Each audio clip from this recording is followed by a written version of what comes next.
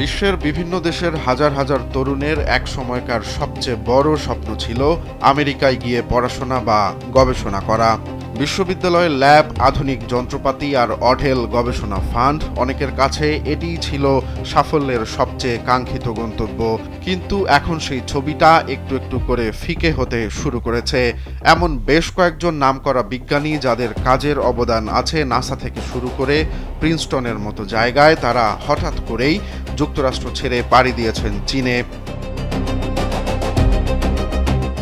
কারণটা সহজ নয়, আবার এক লাইনে বোঝানো যায় না।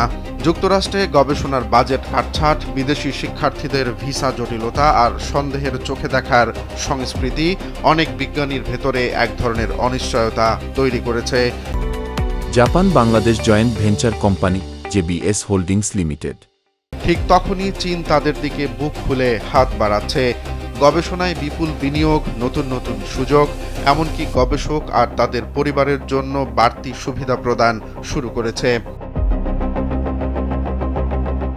এভাবে গত এক বছরের মধ্যেই অন্তত ৮৫ জন বিজ্ঞানী যুক্তরাষ্ট্র ছেড়ে চীনের বিশ্ববিদ্যালয় ও গবেষণা প্রতিষ্ঠানে যোগ দিয়েছেন।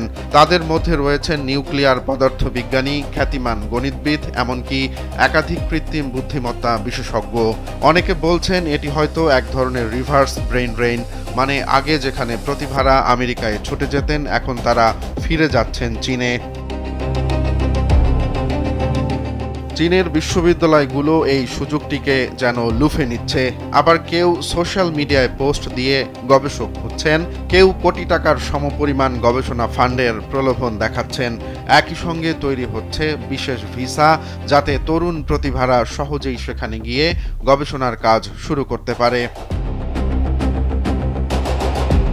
তবে গল্পের ভেতরে আরেকটি দিকও আছে। চীনে যাওয়া মানে শুধু সুযোগ নয়, অনেকের জন্য চ্যালেঞ্জও। ভাষা, সংস্কৃতি আর রাজনৈতিক পরিবেশ সবকিছু মিলে সেখানে টিকে থাকা সবসময় সহজ হয়ে ওঠে না। কিন্তু যারা যাচ্ছেন তারা বলছেন গবেষণার জন্য শান্ত পরিবেশ আর ফান্ডই হচ্ছে আসল বিষয়। এখন প্রশ্ন দাঁড়াচ্ছে, যদি আমেরিকা তার সেরা মেধাবীদের ধরে রাখতে না পারে, তাহলে ভবিষ্যতের কৃত্রিম বুদ্ধিমত্তা, কোয়ান্টাম কম্পিউটিং বা মহাকাশ গবেষণার দৌড়ে এগিয়ে থাকবে কে, চীন নাকি মার্কিন যুক্তরাষ্ট্র? সময় হয়তো এই প্রশ্নের উত্তর দেবে। তবে এতটুকু স্পষ্ট, বিজ্ঞানের লড়াই এখন শুধু ল্যাবে নয়, দেশ আর দেশের মধ্যেও পুরো দস্তুর শুরু হয়ে গেছে। রোমান্স তালুকদার, কালবেলা।